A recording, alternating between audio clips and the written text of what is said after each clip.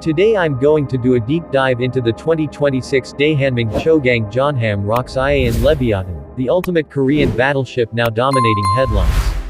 I'll cover every angle: interior, exterior, performance, and price. Let's see whether this Iron Leviathan is worthy of the hype. Let me start by painting a picture of her exterior. From bow to stern, she looks like a steel fortress floating on water. Her hull lines are aggressive and angular, optimized to cut waves efficiently. The outer plating is thick, with multi-layer composite armor visible in some sections, interleaved with radar-absorbent coatings. The superstructure rises sharply, with angled surfaces to reduce radar signature. At sea, when viewed from long range, she presents a low silhouette and a menacing aura. The mast array is compact but dense, crammed with sensors, communication arrays, and electronic warfare modules. The hull color scheme is a muted naval gray, though some accent panels highlight her hull number and insignia. The gun turrets, 3 triple main battery mounts, are spaced along the centerline, each with armored barbettes. Flanking each side are vertical launch system cells hidden under flush hatches. Her stern shape is optimized for hydrodynamic efficiency, with a bulbous bow structure and wave-piercing hull form. The wake she leaves behind is surprisingly clean for such a behemoth. Stepping inside, the interior aims for both functionality and survivability. The command bridge is enclosed in an armored citadel, with narrow viewing ports backed by ballistic glass and supplemented by digital feeds from external cameras and sensors. Consoles are arranged ergonomically for the captain and officers, with touch interfaces, integrated augmented reality displays, and redundant backup systems. Below decks, crew quarters are compact but efficient, bunks stacked in cabins with vibration isolation, storage lockers, and basic comfort provisions. The ship houses damage control zones with modular bulkhead closures, firefighting systems, and redundant power conduits. In the engine room, 2 massive integrated electric propulsion units, or a hybrid setup combining gas turbines and electric motors depending on configuration, funnel power to twin shafts and propellers, backed by auxiliary generators and battery banks for silent running. The missile control rooms, sonar compartments, and electronics suites are all shielded to resist electromagnetic pulse (EMP) effects. The ammunition magazines lie deep below the waterline, with automated hoists to deliver ordnance to the turrets and missile cells. All systems emphasize redundancy and compartmentalization so that even after sustaining damage, she can continue to fight. On to performance. In terms of speed, sources suggest she can cruise at about 25 knots while her top sustained speed peaks at around 32 knots, fast for her displacement class. Her range is impressive, over 8,000 nautical miles at economical speeds, sufficient for extended blue water operations. Her propulsion efficiency is aided by hull design and the use of energy recovery systems. In terms of firepower, her triple main battery offers large-caliber naval guns able to fire heavy shells over long ranges, with modern guided artillery munitions. The vertical launch system enables simultaneous deployment of anti-air, anti-ship, and land attack missiles, giving her versatile strike options. Her sensor suite is state-of-the-art: active-passive radar, long-range sonar arrays, infrared and electro-optical targeting systems, maritime patrol drones, and integrated combat management systems that fuse all data in real time.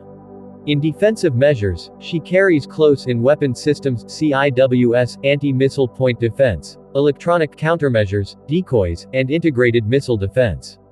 Her stealth features reduce radar cross-section, acoustic dampening and pump jet innovations minimize sonar signature.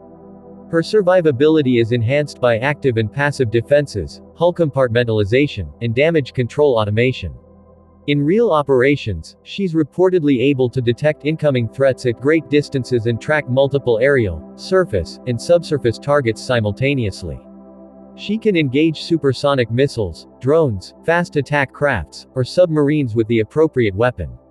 In fleet operations, her presence forces adversaries to allocate significant resources just to monitor or counter her.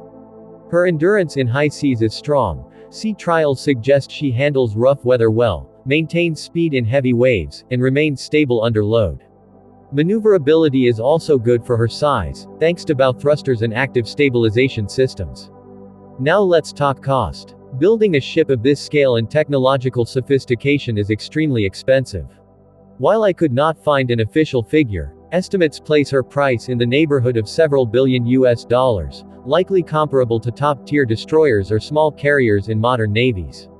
Consider that advanced systems, stealth materials, and cutting-edge electronics carry huge premiums.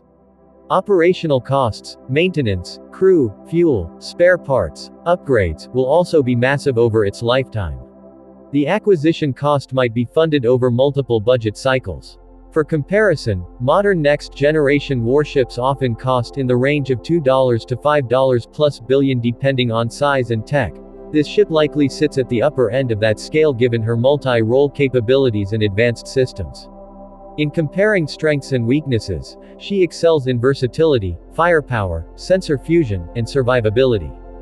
Her exterior works to reduce detection, her interior is resilient and redundant, her performance is competitive, and her capability suite is broad.